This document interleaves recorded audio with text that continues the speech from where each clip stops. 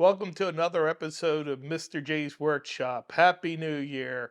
Uh, we're here in the workshop, after the New Year's, and just wanted to share what was the first jobs coming through the shop already. And today we're doing some engraving work, which is not surprising. We're doing tumblers. So today is stemless tumblers, the 20-ounce tumblers, the 30-ounce tumblers, and the 40-ounce tumblers. And we're going to engrave that. And the tumblers we're using are Polar Camel Tumblers. They're one of my favorite tumblers to engrave. I'm able to get them very easily. Sometimes the popular tumblers out there, the big names, they get sold out quickly and you're unable to get them. But I'm always able to get my hands on these. So the Polar Camel, we're going to set it up here on my Fusion laser. It's a 50-watt laser on the rotary table. We'll level it in the laser, touch it off. And the power setting we're going to use today is 100% power and 80% speed.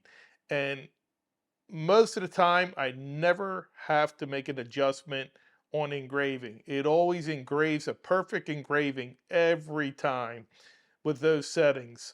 And after I'm done engraving them, I take them out on the machine, and the easiest way to clean them that I found is I use a Mr. Clean magic eraser. I like the thin ones, but the ones I got today, all the stores were all sold out of the thin ones.